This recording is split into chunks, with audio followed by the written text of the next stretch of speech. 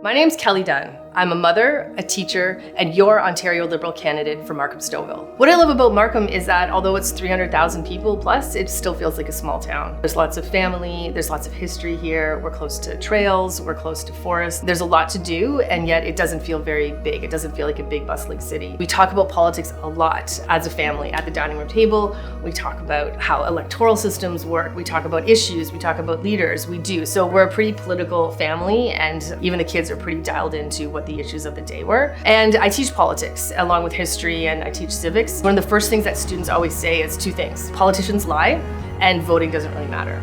So I always try and instill in them, first of all, politicians don't always lie. Yes, there have been politicians who say untrue things, but we have to kind of cut through that because there's a lot of politicians who are doing amazing things. They're not in the limelight, you never even heard of them. And yes, every vote really does matter. It really and truly does. And I always actually start off my civics course with a lesson in why every vote matters. There's not a lot of teachers who are in elected office, and I'm always surprised at why, because in a lot of ways, we're good communicators. That's what we do. You know, we build relationships and trust with people. We do that with students, and we do it with their parents and colleagues. And that's what a politician needs to do with their constituents. So in some ways, it should be a natural fit, but isn't. I just think it's really important that people who live in public systems, like nurses or teachers, should be at the table more, because we know the truth. We know how the system works. We know where the cracks are. We see the impact when funding is cut.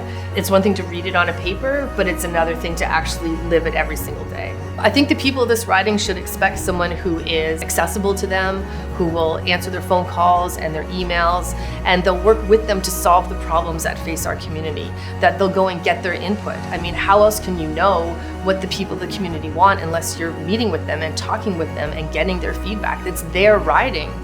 The representative is working for them, not the other way around. On June 2nd, vote. Make sure your voice is heard.